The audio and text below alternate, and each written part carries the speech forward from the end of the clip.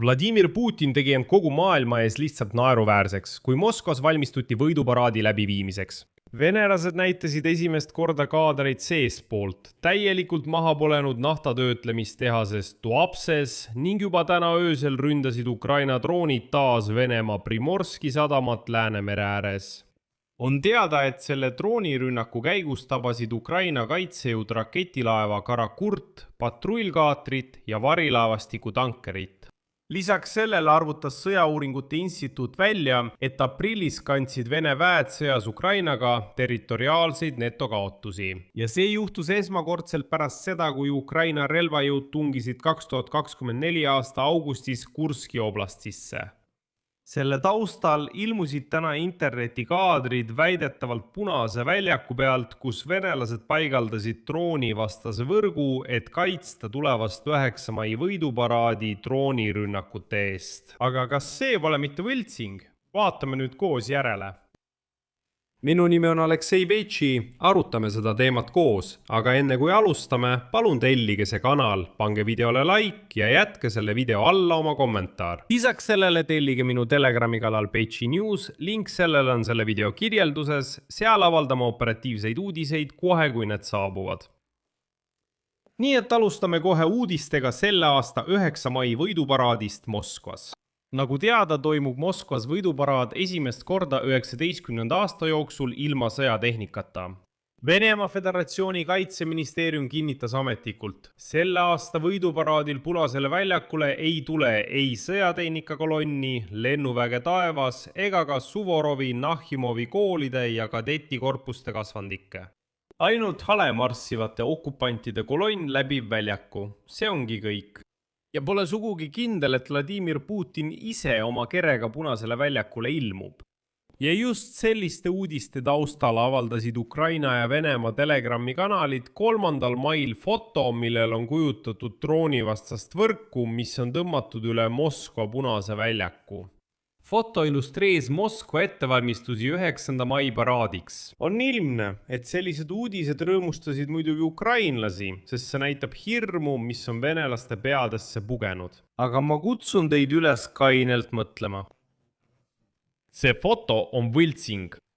Üks esimestest, kes selle foto Punase väljaku kohta avaldas, oli Ukraina kaitseministri nõunik Serhii Sternenko. Ja pildil on näha, et droonivastased võrgud, mida muide kasutatakse ka rindel, olid tõmmatud üle Punase väljaku. Aga see foto on ilmselgelt tehisintellekti poolt genereeritud. Sellele viitavad mitmed vead pildil. Näiteks sellel pildil pole mingil põhjusel Lenini mausoleumi ning ka väljak ise näeb välja veidi teistsugune kui tegelikkuses. Näiteks ajaloomuuseumi hoone asemel on kujutatud Vassili Õntsa katedraali, kuigi tegelikult asub see väljaku vastasküljel. Ja lisaks on Punane väljak juba mitu päeva suletud, minu teada alates 29. aprillist, nii et seal ei saa lihtsalt olla jalutavaid inimesi. Aga ma saan aru, et metsikute ja pesemata venelaste üle nalja visata on lausa püha asi, kuid peamine on siin mitte liiale minna. Sellegipoolest lähevad Vladimir Putini asjad selles sõjas aina halvemaks. Esiteks ilmusid interneti ainulaadsed kaadrid, mis on filmitud otse tuletõrjeauto kabiinist, sõites otse territooriumil. Tuapsi naftatöötlemistehase territooriumil pärast võimsate droonirünnakute seeriat. See video näitab selgelt, et üks Lõuna-Venemaa suurimaid tööstusettevõtteid on sisuliselt varemeteks muudetud. Ja nüüd vaatame seda videot, kuid enne seda tahan märkida, et üks selle piirkonna ametnikest, kus asub Tuapse linn, hakkas eelmisel päeval väitma, et see kõik on võlts. Miks te arvate, et põleb naftatöötlemistehas, põlevad naftahoidlad, põleb sadam? Tema ütleb, ei, see on kaval Ukraina. Tuapse elanikud seostavad seda droonidega. Need on masuudi mahutid ja kui droon kukub, siis see masuut valgub laiali ja süttib. Ja seetõttu ongi linna kohal näha neid musti suitsupilvi. Aga ükski naftatöötlemistehas ei põle. Põlevad just need masuuti mahutid. Ja te mõistate, millisteks idiootideks see ametnik venelasi peab, seda metsikut rahvast, kui ta lihtsalt ütleb, ei, seda, mida te oma silmadega näete, seda pole olemas. Lihtsalt masuudiga droonid põlevad, nii see ongi. Aga nüüd vaatame videot, mis on veel kord filmitud tuletõrjeautost Tuapse naftatöötlemistehase sees.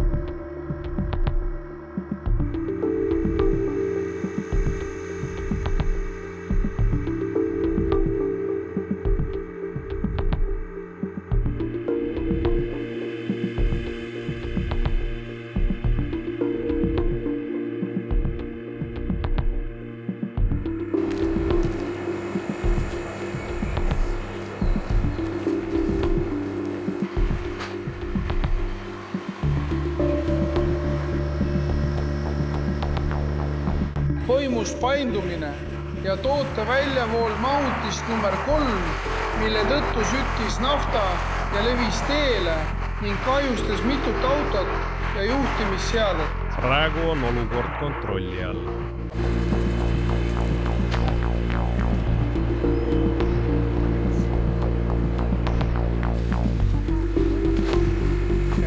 Nafta töötlemistehase Sakrelki klapib.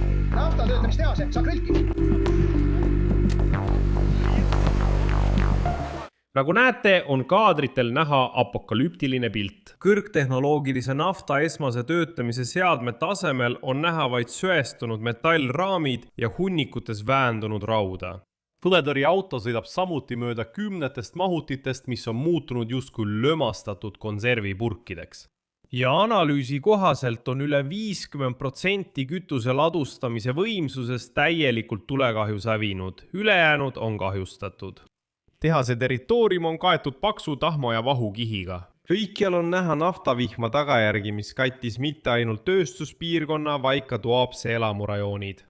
Tulemuseks on see, et praegusel hetkel on ettevõtte tootmistsükkel täielikult halvatud. Spetsialistid hindavad kahju lühiajalises perspektiivis korvamatuks. Ja esialgsete prognooside kohaselt võib tehase täielikuks taastamiseks või vähemalt osaliseks töökorda viimiseks kuluda aastaid. Arvestades seadmete keerukust ja sanktsioonidest tingitud piiranguid imporditavatele komponentidele ja juba 3. mail puhkes veel üks tulekahju Balti sadamas Primorskis pärast massiivset droonirünnakut. Ja see rünnak ei ole juhuslik. Primorski sadama nafta laadimisvõimsus on umbes 1 miljon barrelit naftat päevas ja umbes 300 000 barrelit diislikütust päevas, mis teeb sellest võtmetähtsusega ümberlaadimispunkti. Peamise Venemaa naftasordi Urals ja madala väävlisisaldusega diislikütuse jaoks. Seetõttu on juba ilmne, et Ukraina hakkab nüüd ründama ka seda sadamat sarnaselt Tuapse sadamale. Samal ajal tabasid Ukraina kaitsejõud Primorski sadamas droonirünnaku ajal raketilaeva Karakurt, patrullkaatrit ja varilaevastiku kuuluvat tankerit. See oli Ukraina julgeolekuteenistuse droonisüsteemide jõudude, erioperatsioonide jõudude, pealuureameti ja Ukraina piirivalvurite ühine operatsioon. Samuti said löögi patrullkaater ja veel üks naftafloti tanker. Tõsiselt sai kahjustada ka sadamataristu. Vene nafta laadimissadama, sellest teatas Ukraina president Volodõmõr Zelenski. Koos sadamaga tabasid Ukraina rünnakud varinaftafloti rakett-tankerit. РФ вблизи входа в порт Новороссийск. See oli peamine ühine operatsioon. Meie sõdurid jätkavad sanktsioonide rakendamist Venemaa varinaftafloti vastu. Tabati 2 sellist laeva Novorossijski sadama sissepääsu akvatooriumis.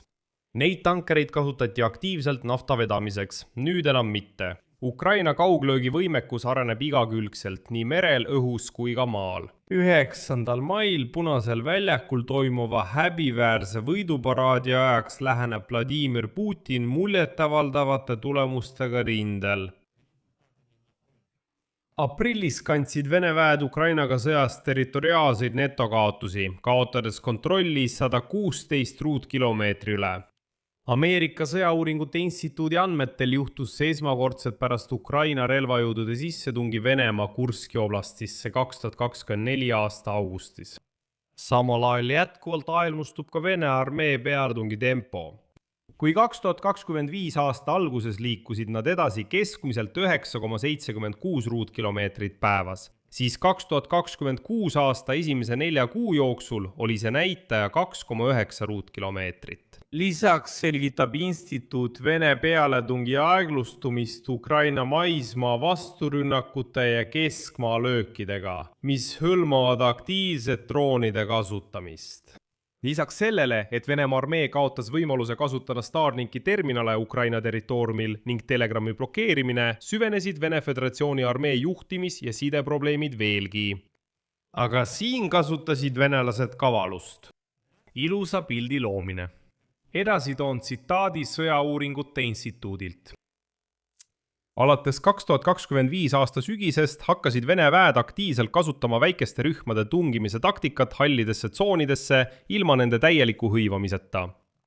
Venemaa Föderatsiooni kaitseministeerium kasutab selliseid operatsioone, et luua mulje edasiliikumisest kõigil rindesuundadel ja esitada Kremlile eduaruandeid.